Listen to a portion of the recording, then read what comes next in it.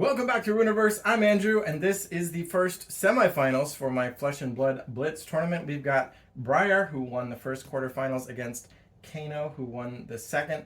Now, you may notice that I've got an iron rod leg, so Briar's got two legs. That's because I could only find one iron rod gauntlet. I might only have one in my collection, but I don't think it's going to matter because the blade breakability doesn't do a lot against Kano. And normal Flesh and Blood, I think you're allowed to adjust your equipment once you see what hero you're up against. I don't use that rules. You just got to pick the equipment that you want to use. So I'm going to try to keep everyone using the same deck list, including equipment, throughout the tournament, regardless of matchup. Also, we've seen these heroes before in the semifinals matches, so I'm going to try to avoid my tendency to over-explain everything. This might not be as new player-friendly if you don't know Flesh and Blood as my previous quarterfinal games. So keep that in mind if you missed those. I do tend to explain everything though, so we'll see how much I stick to my plan of that. But to start out, I've drawn Briar's opening hand, and the first thing we're going to have her do is attack with Entwine Lightning. So this is a zero cost attack, so we don't have to pay anything. It has lightning fusion. We're going to reveal Electrify, which is a lightning action. So Entwine Lightning will have go again, and attacking Kano for 4. And Kano's going to get a free redraw as a second player, so he's going to block for 5. So Briar will use her go again, and we're going to pitch this Electrify that we revealed to fuse for 2 resources in order to pay for Entwine Earth, which is going to attack for 6. And we're going to fuse Earth with the Earth Fusion, revealing Burgeoning. And so it's going to get +2, and we're attacking for 8 now. So that's a nice coming out strong. And I think Kano's just going to block with his remaining 2 cards for 6 and take 2 damage. So Kano will go down to 18. And because Briar hit, she will get an embodiment of Earth, which means if she blocks with a non-attack action card, it will be +1 block during Kano's turn. Don't think that will matter. And that is it for Briar. So she's going to put this card into her arsenal, the Burgeoning that she revealed to fuse, and a fresh 4 cards. Kano also gets 4 cards. All right, so on Kano's turn, he's going to pitch this Voltic Bolt for 3 resources, and then spend 1 of them to play or Reverberate, which is going to cost 1, as you can see in the top right corner, and it's going to deal 3 damage to Briar. And if it deals damage, then he can banish an instant that costs the amount of damage or less and play it as an instant this turn. And so it's going to be 3 damage to Briar, and I don't think she can prevent the arcane damage at all. So she's going to go down to 17 here right off the bat, which lets Kano banish this Ether Spindle, and then he can pay the remaining 2 resources to actually play it as an instant. And that's going to be dealing 4 damage, and it's going to let him up X. So Briar goes down to 13, and he gets to look at 4 cards. So I think he's going to keep these 2 on top, put these 2 on the bottom, and then end his turn, put the pitched card on the bottom, put this remaining card from his hand into his arsenal, and these will be discarded as well, and then draw 4 cards to end his turn. All right, so on Briar's turn, she'll lose her Embodiment of Earth. Then she's going to pitch a blue card for 3 resources and pay 2 to play Earthlore Surge. So she's got 1 left. And so her next attack is going to be +5 damage, and this has go again. Then she'll spend the remaining 1 to play So Tomorrow, which says put an Earth or Elemental action card with cost 0 or greater from your graveyard on the bottom of your deck, and then banish that card. So I guess she'll maybe grab this Entwine Lightning Elemental card and put that on the bottom, I suppose. And if it was played from Arsenal, draw a card. It was not, but this also has go again. In addition, her ability is going to trigger. She played 2 non-attack actions, so she's going to get an Embodiment of Lightning, which is that if you play an attack action, destroy it, and the attack gains go again. So now with her go again, she's going to use the Heartened Cross Strap equipment she's got, destroy it, and her next attack costs 2 resources less, and it has go again, so she can then play this Burgeoning from her arsenal to cost 2. It's attacking for 6, but it was played from arsenal, so it gets that +1, attacking for 7, +5 plus from Earthlore Surge is going to be a total of 12, and it has go again because of the lightning token. And Kano's going to block for 6 and then play a defense reaction which he's going to block for 4 and let him put a card from his hand on the bottom of his deck and draw a card. So he's blocking for a total of 10, meaning he's going to take 2 damage, going down to 16. Briar did hit, so she'll get an embodiment of Earth. That won't matter. And then she's going to pitch this card for 1 resource in order to attack with her Rosetta Thorn, which says once per turn action, attack for 1 resource. And if you attack with, and if you've played an attack and a non-attack, it deals 2 arcane damage right away. So Kano's going to take 2, going down to 14.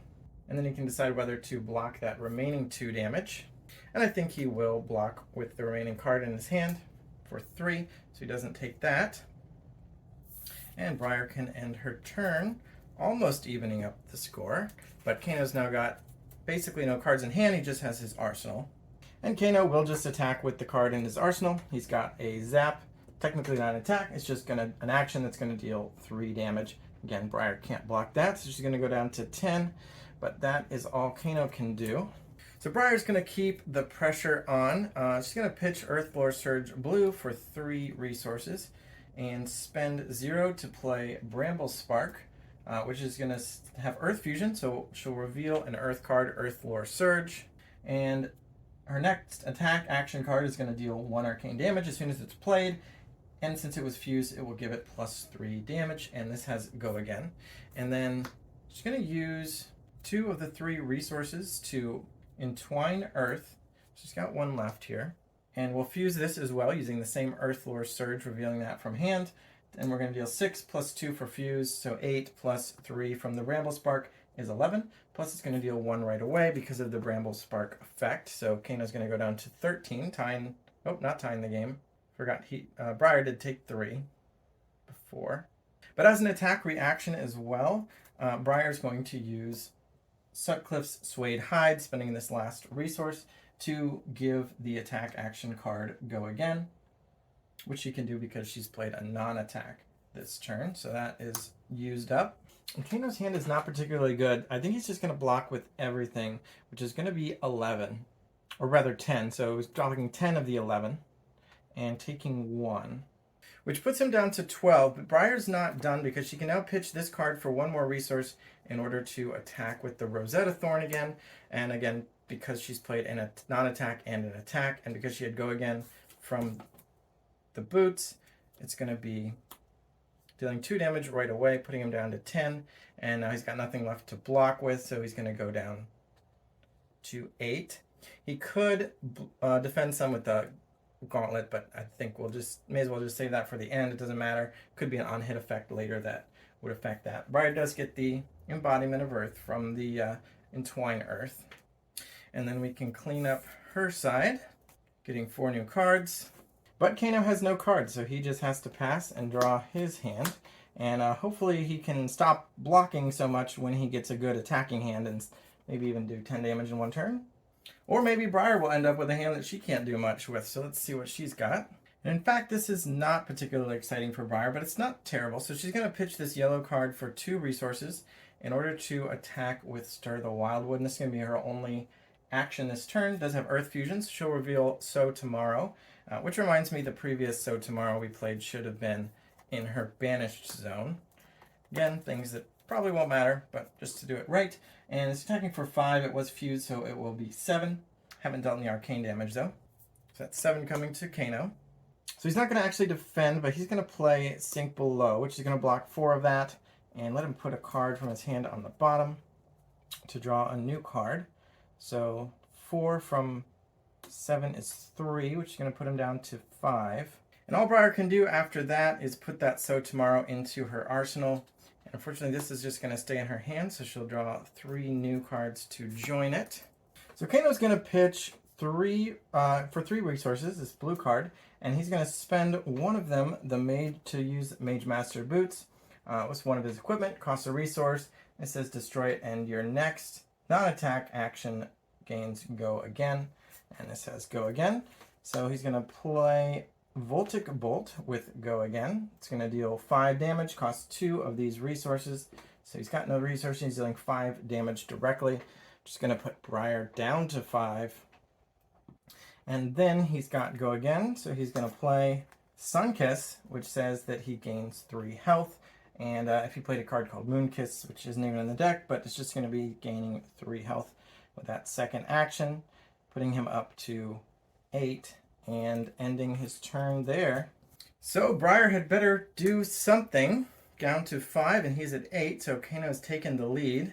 So Briar potentially has a big turn, but it depends on what she draws. So the first thing is she's going to pitch blue So Tomorrow for 3 resources in order to pay one of those. For a red So Tomorrow, which is going to let her put an earth or elemental card on the bottom of her deck. And I don't really care which one. Let's just grab this Stir the Wildwood. And because it was played from Arsenal, she does get to draw a card, which could be important. I think this is going to work out okay. The next thing she's going to do is play Amulet of Earth, because the So Tomorrow had Go Again. Amulet of Earth also has Go Again. It's an item, so it's going to come into play, and it has an instant ability that we won't be able to use this turn because we're not fusing Earth, but could come up in the future. But for now, that's going to cost her 0 resources, and because it's her second non-attack action card, she gets an embodiment of Lightning, which means her next attack is going to have Go Again. Then she's going to play the card she drew, which is the Entwine Lightning, so it's going to cost 0 resources, and it's attacking for 4. We do not have Lightning, so we can't fuse it. So it doesn't have Go Again by its own ability, but it does have Go Again from the Embodiment of Lightning token. So attacking for 4 to Kano. I think it makes sense to play this generic defense reaction, which is going to block for 4 and let him opt 1. I'm going to put that on the bottom and take no damage. But Briar's not done. Because of the Go Again, she can pitch this Rites of Lightning for 1 more, so she has 3, and then spend it to play Autumn's Touch, which is going to attack for 6. I was really hoping to figure out a way to get the Rosetta Thorn attack in here. We could just attack with it. It'd be 2 unblockable and then 2 blockable. And I guess we could save an Arsenal card then, but I wonder if attacking for 6 is better.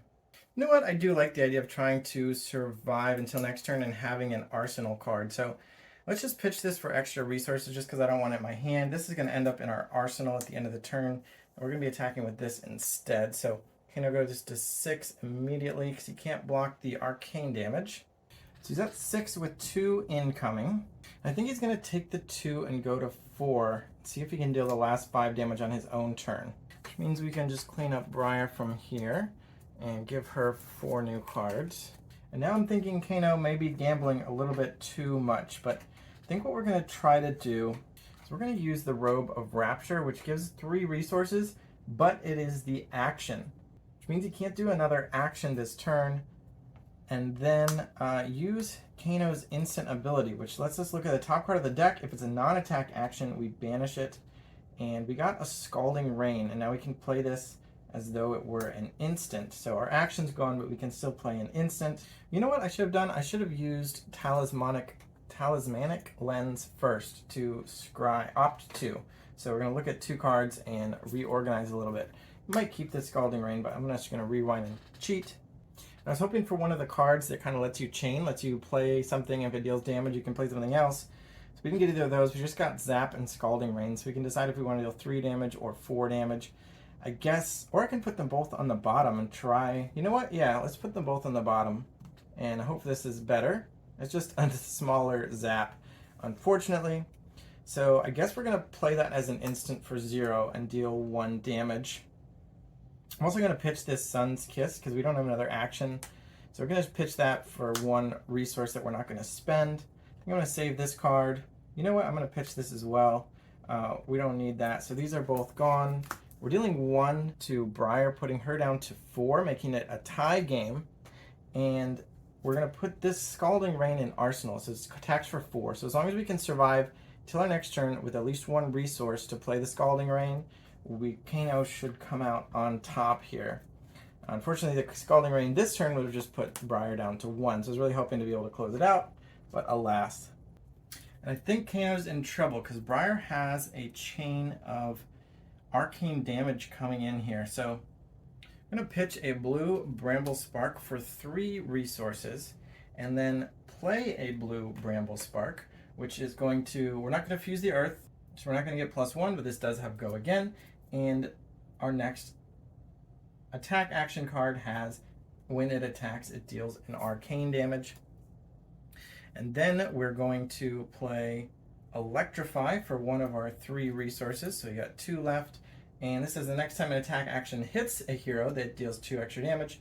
It was not played from our arsenal, but it does have Go Again. And it was our second non-attack action card, so we get an embodiment of lightning.